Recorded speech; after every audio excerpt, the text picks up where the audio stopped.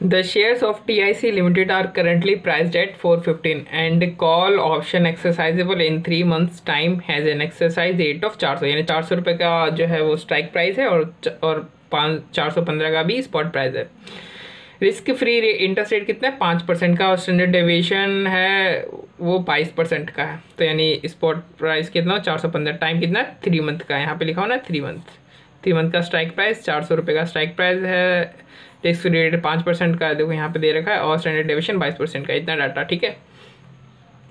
Based on the assumption that TIC Limited is not going to declare any dividend, यानी underlying asset से कोई income नहीं होने वाली, ठीक है। Not going to declare any dividend over the next 3 months is the option worth buying ₹4.25।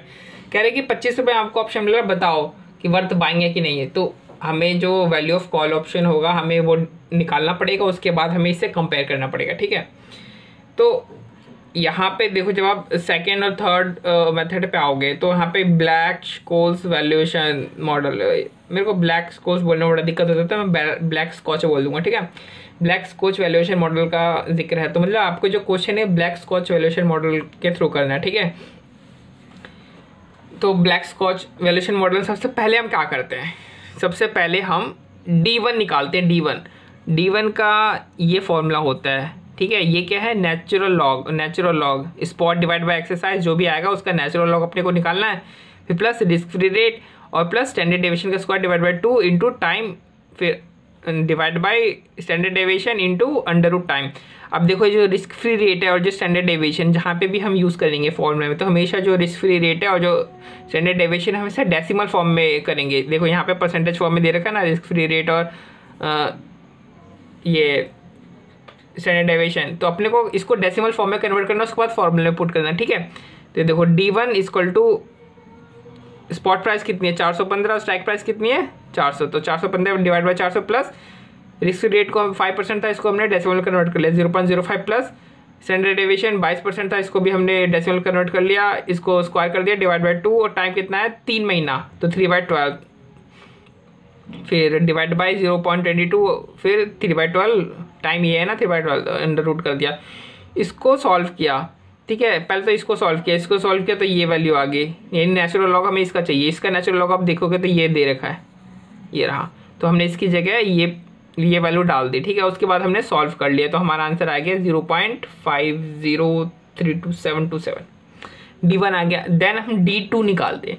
D2 कैसे होगा, D1 में से हम ये माइनस कर देंगे, ये वाली जो वैल्यू ये जी है ना ये माइनस कर देंगे, तो D1 कितना था D1 ये रहा माइनस, आप ये माइनस कर दो, ये वाली चीज़ माइनस कर दो, तो आपका D2 निकल आएगा, ठीक है।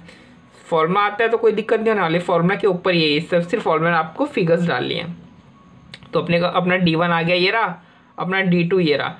अब आपको ND1 निकालना है, क्या निकालना है ND1। अच्छा ND1 क्या होता है, ND1 ये होता है कि प्रोबेबिलिटी ऑफ प्राइस इंक्रीज क्या होती है उसे ND1 कहते हैं और प्रोबेबिलिटी ऑफ प्राइस डिक्रीज उसे ND2 कहते हैं, ठीक है। जैसे अभी हमने बाइनोमियल और एक रिस्क करके था, रिस्क नेट क्या नाम था इसका, रिस्क न्यूट्रल मेथड, उसमें हम जिस तरीके से निकालते थे ना probability of increase in price, वही चीज़ है। ND1 क्या है, probability of increase in price ND1। तो अब हमने D1 और D2 तो निकाल लिया, लेकिन अब हमें ND1 और ND2 निकालना है। तो देखो ये हमारा D1 है, ठीक है। अब हमें ND1 निकालना है, तो ये टेबल या तो क्वेश्चन में या तो आपको टेबल से, देखो यहाँ पे क्वेश्चन में ना आपको नहीं दे रखी है वैल्यू, ठीक है। ND1 किस तरीके से निकालना, तो अपन ने क्या किया टेबल का यूज़ करके निकाला, लेकिन एग्ज़ाम में आपको दे रखा होगा। तो आपने क्या निकालना है, ये ND1 की वैल्यू इस तरीके से निकालनी है। तो जब टेबल में जाओगे तो 0.50 की वैल्यू ये दे रखी होगी, यानी D1 0.50 की वैल्यू ये है और D1 0.51 की वैल्यू है, लेकिन अपने तो इसके बीच का चाहिए ना, अपने को तो 0.51 भी नीचे 0.50 भी नीचे, अपने को 0.50 से ऊपर चाहिए लेकिन 0.51 से नीचे चाहिए। तो अपन क्या करेंगे, इन दोनों वैल्यू को लेंगे और इसमें इंटरपोलेशन मेथड लगा देंगे कि अपने को इतना तो चाहिए, इससे तो ऊपर चाहिए, लेकिन कितना ऊपर चाहिए, सिर्फ अपने को 32727 ऊपर चाहिए। तो अगर एक ऊपर जाने पे अगर इतना वैल्यू इंक्रीज हो जाता है तो इतना ऊपर जाने पे, सिर्फ इतना ऊपर जाने पे कितना वैल्यू इंक्रीज होगा, तो ये देखो इतना, अब इन दोनों को प्लस कर दिया तो अपने ND1 की वैल्यू कितनी आ गई 0.6926 आ गई। इसी तरीके से आप लोग ND2 का कर लोगे, ठीक है। बहुत आसान है। यानी तो अपना आपका ND1 और ND2 आ गया। अब कॉल ऑप्शन की वैल्यू निकालने का फॉर्मूला ये होता है, spot value of underlying asset into ND1 minus strike price divide by ERT into ND2। ND1 भी निकाल लिया आपने, ND2 भी निकाल लिया, इसके अंदर डाल लो। तो ND1 ये रहा, ये ND2 ये रहा और ND1 ये रहा फॉर्मूले में। स्पॉट वैल्यू आपकी 415 ये रही, स्ट्राइक प्राइस आपकी 400 और ERT ये रही आपकी। अब आंसर निकालोगे तो आपका कितना आ जाएगा, 29.6 आ जाएगा। ये है 25 रुपये में, आपकी वैल्यू आ रही है 29.6।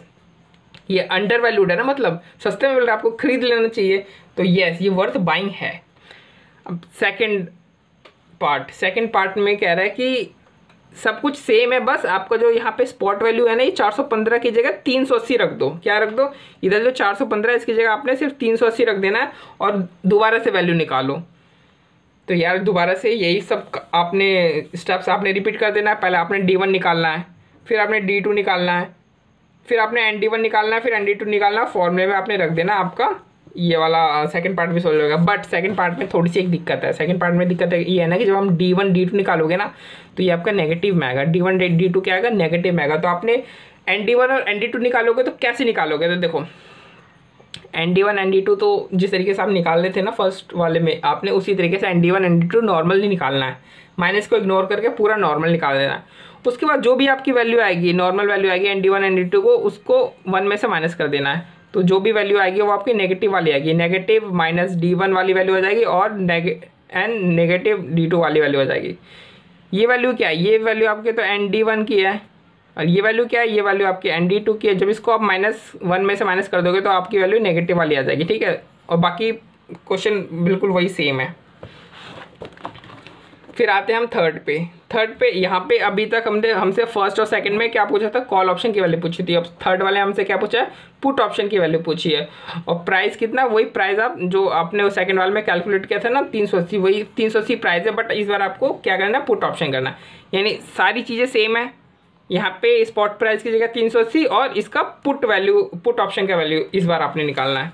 तो देखो पुट वैल्यू का ऑप्शन निकालने का ना एक फॉर्मूला है, spot price divide by ERT minus spot price of underlying asset plus value of call option. Value of call option same price का, ठीक है, सेम स्पॉट प्राइस का value of call option.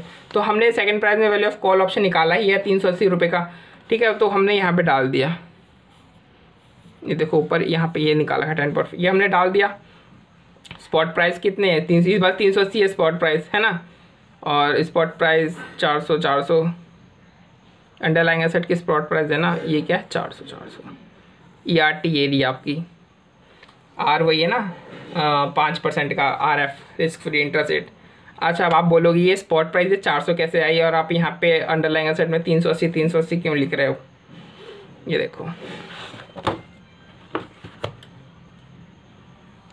Exercise rate है 400, ये गलत हो गया, ये स्ट्राइक है, सॉरी ये मिस्टेक है, आप ठीक कर लेना। ये स्ट्राइक प्राइस है, फॉर्मूले में गलत हो गया, स्ट्राइक प्राइस है, ठीक है।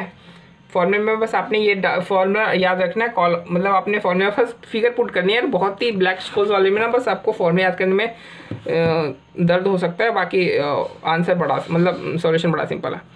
If TIC limited share price at present is taken at 408। अब आप यहाँ पे दोबारा से इसकी जगह 415 की जगह 408 ले लो प्राइस, और डिविडेंड इसमें एक और ऐड कर दो कि डिविडेंड आपको 10 रुपये का मिल रहा है। बाकी सारी फिगर्स सेम है, ठीक है। यहाँ पे 415 की जगह 408 है और डिविडेंड आपको 10 रुपये का मिल रहा है। अब आपने दोबारा से क्या निकालना है, कॉल ऑप्शन इस बार आपने निकालनी है। तो देखो फॉर्मूले में जहाँ पे हम फॉर्मूले में स्पॉट प्राइस का यूज़ कर रहे थे ना, फॉर्मूले में हम स्पॉट प्राइस की जगह ये वाला लगाएंगे, spot price minus dividend ERT। ये क्या है, एक तरीके से डिविडेंड जो मिलेगी उसको प्रेजेंट वैल्यू आप कर रहे हो, फिर उसको स्पॉट में से लेस कर रहे हो। तो स्पॉट प्राइस क्या है 408, अभी देखा ना हमने, उसने बोला कि 408 एज्यूम करो स्पॉट प्राइस है, डिविडेंड 10 रुपये का मिल रहा है, ERT ये रही आपकी। और इस बार देखो ये 2 महीने का ही है, हाँ ये मैं भी भूल गया था, इधर टाइम 3 मंथ नहीं है एक्चुअली, यहाँ पे टाइम सिर्फ 2 मंथ का है। देखो 2 मंथ टाइम है ना, ये सिर्फ यहाँ पे 2 महीना है। यहाँ पे 415 की जगह 408 है और डिविडेंड 10 है, बाकी सब सेम है। ये स्टैंडर्ड डेविएशन और रिस्क फ्री सेम है, स्ट्राइक प्राइस भी सेम ही है।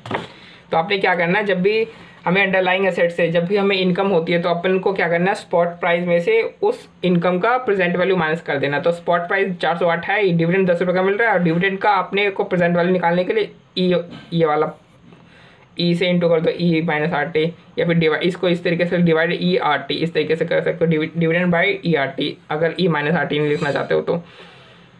बट हमने ई माइनस आर टी क्यों लिखा, क्योंकि यहाँ पे वैल्यू दे रखी है, ये रही माइनस में दे रखी है, इसलिए हमने भी इसको माइनस में कर दिया ताकि हम सीधे सीधे वहाँ से वैल्यू उठा लें।